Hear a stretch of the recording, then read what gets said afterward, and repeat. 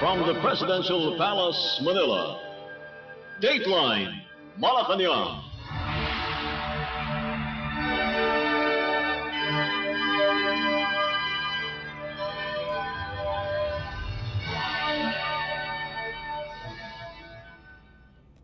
Good day. This is Dateline Malacañang, and here are the news.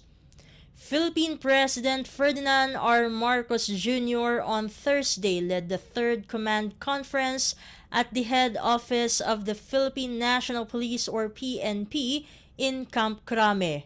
At the same time, the President will convene the Second Joint National and Regional Peace and Order Council and other government agencies. According to PNP Public Information Office Chief Police Brigadier General Jean Fajardo, among the topics to be discussed is the situation on peace and order in the country during the past week. The PNP is also expected to report to the Chief Executive the crime statistics as well as the ongoing investigation on cases of controversies currently being led by the National Police. Also expected to be submitted to President Marcos are places under areas of concern in relation to the upcoming 2025 elections. But Fajardo clarified that the Commission on Elections or COMELEC will still announce the places included in the list of areas of concern. Dateline Malacañang. Meanwhile, Philippine President Ferdinand R. Marcos Jr. on Wednesday approved the Private Sector Advisory Council or PSAC's proposals to launch a shopping festival nationwide and ease the visa and immigration process to further boost the Philippine tourism. The President gave his approval during a meeting with the PSAC's tourism sector at Malacañang Palace in Manila after it presented some of its recommendations to boost the tourism industry following the signing of Republic Act or RA 12079 or the Value Added Tax or VAT refund for non-resident tourists. In a statement, the Presidential Communications Office or PCO said one of PSAC's key recommendations is the launching of the nationwide shopping festival Philippines to coincide with the upcoming New Year's celebrations. The PCO said the proposed shopping festival will incentivize international visitors, which is expected to propel higher spending and increase tourism revenue. Under RA 12079, tourists can claim a refund on the VAT for goods personally purchased at accredited retail outlets within 60 days, provided they meet a minimum transaction requirement of 3,000 pesos. An estimated 30% increase in tourist spending is projected with the new law, benefiting both large-scale industries and micro, small, and medium enterprises or MSMEs. Inbound tourism expenditure on shopping reached 137.4 billion pesos in 2023, according to the data from the Department of Tourism. President Marcos said he sees no major obstacles with PSAC's recommendation to ease visa access to American, Japanese, Australian, Canadian, Schengen or Ajax, and American, Japanese, Australian, Canadian, Schengen, Singapore, United Kingdom, or Ajax-SUK visa holders. The chief executive said the initiative is already the first thing on his agenda. However, he acknowledged that the recommendation must be carefully studied, particularly its security aspects. President Marcos Jr. also ordered a thorough review of PSAC's recommendation to enhance the immigration experience by introducing a digital identification system utilizing biometric data such as facial recognition or fingerprint to ensure seamless transactions and secure travel processing. The Philippine president said the recommendations of the PSAC's tourism sector are significant initiatives to attract more tourists to the country. Dateline Malacañang. In other news, Philippine President Ferdinand R. Marcos Jr. has expressed optimism that the Fourth Philippine Human Rights Plan, or PHRP4, would bring inclusive growth and social justice to the country. The PHRP4 was officially launched at the Manila Marriott Hotel in Pasay City on Tuesday in observance of International Human Rights Day. In his speech read by Executive Secretary Lucas Bersamin, the President said the PHRP4 is crafted to transform the nation's human rights landscape into a beacon of inclusive growth and social justice dedicated to improving the quality of life for all Filipinos. The chief executive said the government's commitment to protecting human lives, uplifting human dignity, and advancing people's progress form the backbone of the National Human Rights Plan. The PHRP4 is a testament to his administration's commitment to choosing principles, equity, and action, he said, adding that it is vital to realize the vision of giving Filipinos a just, equitable, and inclusive future under a new Philippines. President Marcos thanked the Presidential Human Rights Committee, government agencies, legislators, the Commission on Human Rights or CHR, and civil society groups for their tireless work in bringing the PHRP4 to fruition. Meanwhile, Bersamin reminded all stakeholders that it is through collective efforts that they will be able to build a more just, equitable, and dignified future for all Filipinos.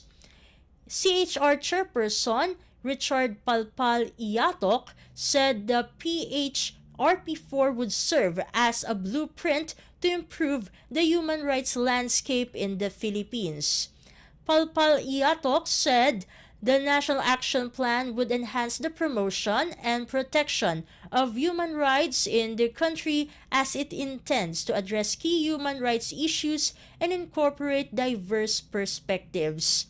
The PHRP4 serves as a guiding framework for promoting human rights, encouraging cooperation, and ensuring transparency domestically and internationally.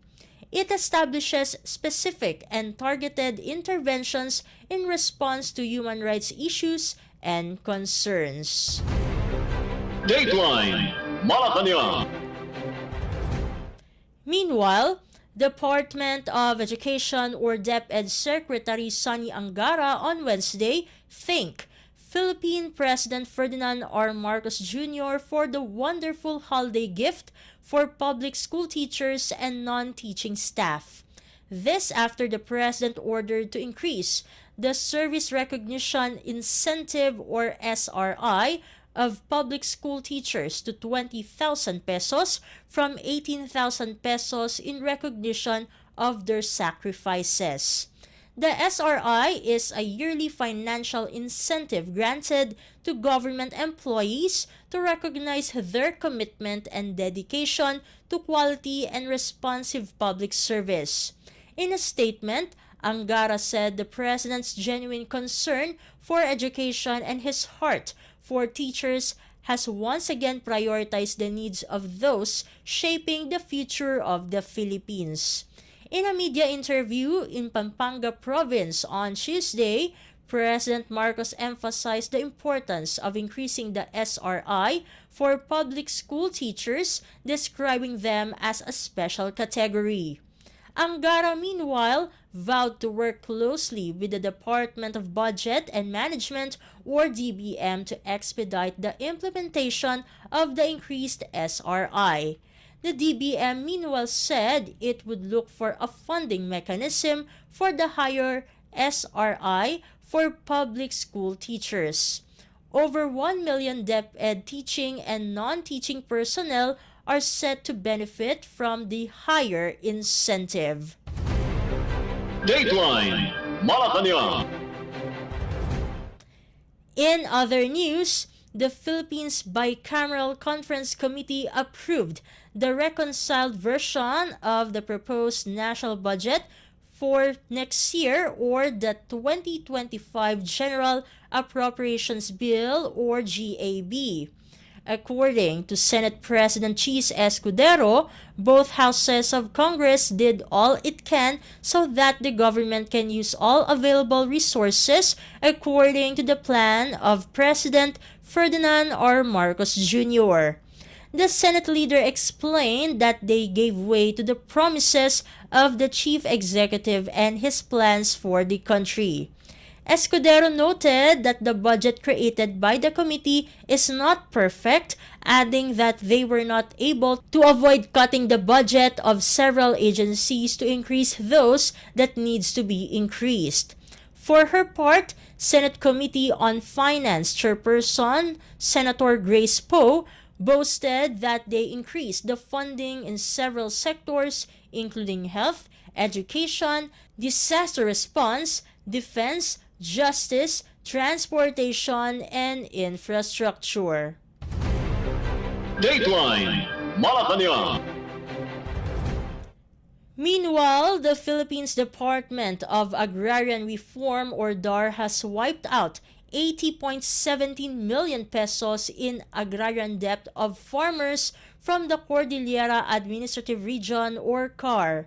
According to a press release issued by DAR on Wednesday, the condonation has provided relief to agrarian reform beneficiaries, or ARBs, who have carried financial burdens for nearly 6 decades.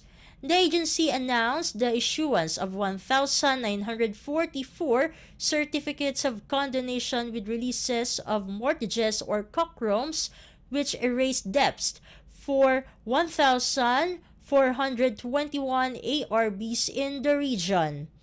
DAR Assistant Secretary Rodolfo Castil Jr. urged the beneficiaries to maximize the potential of their lands for the benefit of their families and communities.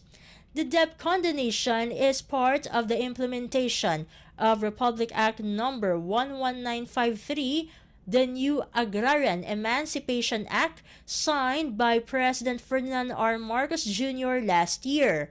The law condones loans, interest, penalties, and surcharges from lands awarded under previous agrarian reform laws.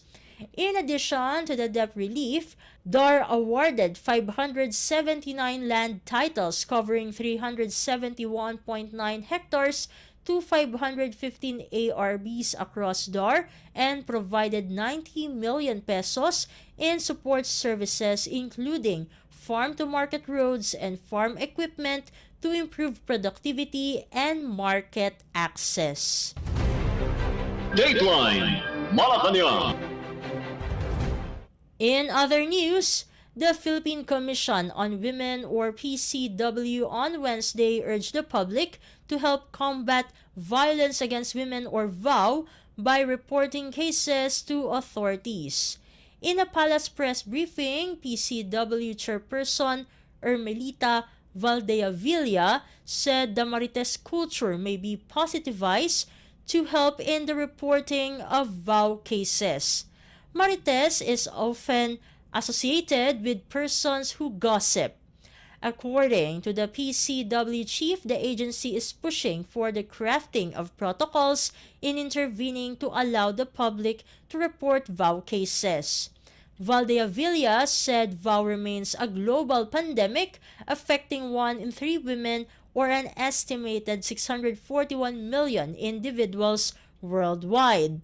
The 2022 National Demographic and Health Survey conducted by the Philippine Statistics Authority or PSA revealed that nearly 1 in 5 Filipino women have experienced emotional, physical, or sexual violence at the hands of their current or most recent intimate partner.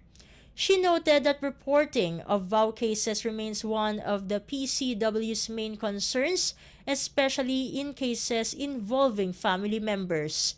The PCW is leading the annual observance of the National 18-Day Campaign to End VOW, which coincides with the 20th anniversary of the signing of the Republic Act No. 9262 or the Anti-VOWC Act of 2004.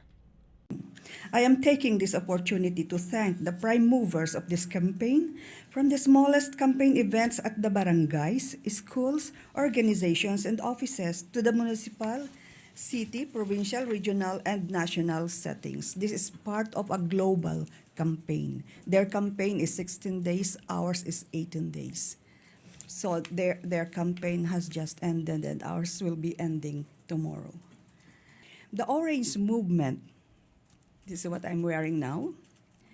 This orange that you saw in the social media, in offices, and in many places might have just meant nothing but a color. But it sent a powerful signal that there are many of us who are opposing violence against women. So everyone who flashed an orange color during the campaign has metaphorically shouted out in their heart that it is time to stop violence. Orange has many meanings, but both as the color of autumn and in Confucianism, the orange color means transformation. In our campaign, it means a transformed and transformative life for both the offenders and the victim survivors. When we become an orange champion, we engineer a positive transformation. Violence against women remains a global pandemic, as you know. It affects 1 in 3 women, or an estimated 641 million individuals worldwide, which is more than 5 times the Philippine population. The 2022 National Demographic and Health Survey conducted by the Philippine Statistics Authority revealed nearly 1 in 5 Filipino women have experienced emotional, physical, or sexual violence at the hands of their current or most recent intimate partner. The men they love and who vowed to protect them have become women's primary source of fear. Imagine being in the midst of 641 million faces with bleeding lips, bruised faces, injured eyes, broken nose, sliced fingers, and a crushed dignity and a tattered spirit. Imagine that. Ending violence against women is not merely a human rights and moral imperative. It is essential for building a just, equitable, and peaceful society, and it is indispensable to human growth, happiness, and fulfillment. Moving forward, we will continue to stand against gender-based violence and collaborate in the implementation of the National Action Plan to End VOW through prevention, response, and enabling structures. As President Ferdinand R. Marcos Jr. said in his statement, "Let us unite with a renewed sense of purpose to break the cycle of violence.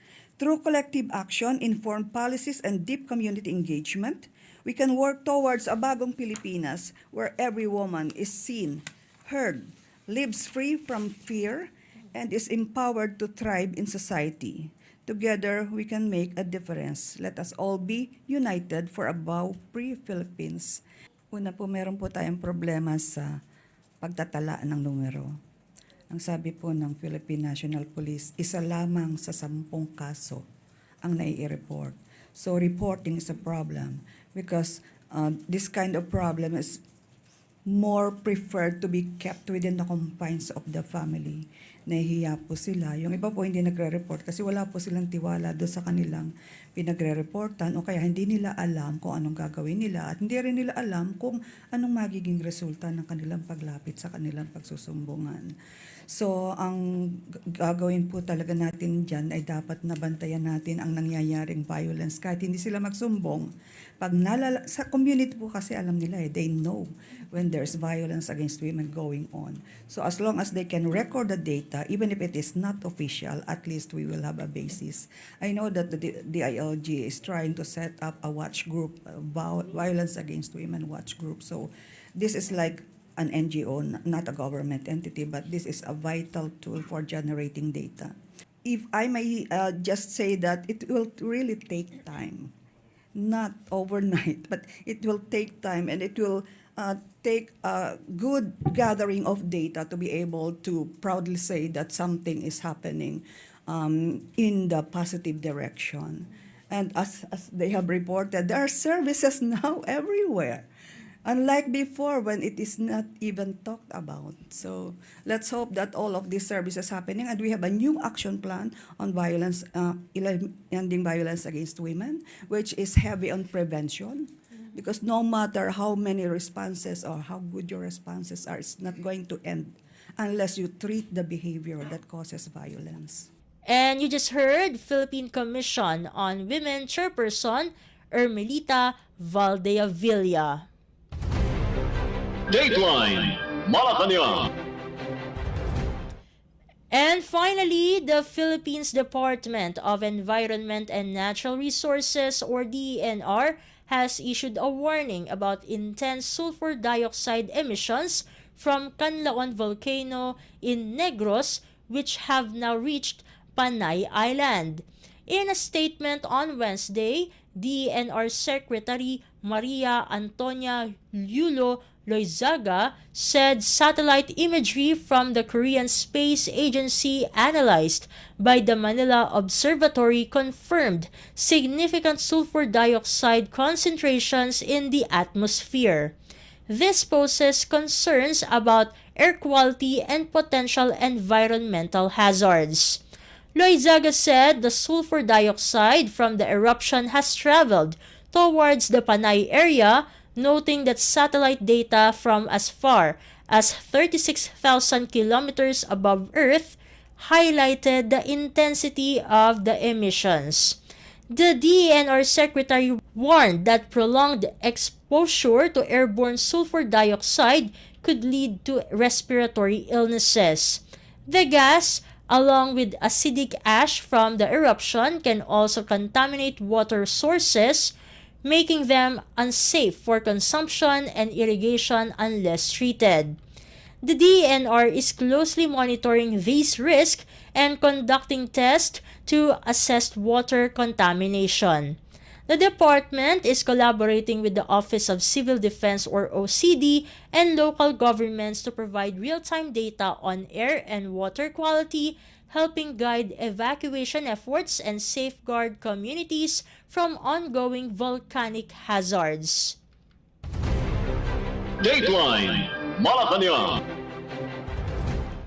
Before we conclude our program, Radyo Pilipinas World Service of the Presidential Broadcast Service is heard over the following shortwave frequencies: 9.475 MHz, 15.640 MHz, and 17.820 MHz. You can also visit our Facebook page and YouTube channel at Radyo Pilipinas World Service. You will be able to hear and view our Filipino and English programs, including news updates here in the Philippines. Kindly subscribe, like, and share our posts as well. And that concludes this edition of Dateline Malacañang for Radyo Pilipinas World Service. This has been Steph Vicente. Good day and stay safe, everyone. From the Presidential Palace, Manila, Dateline Malacañang.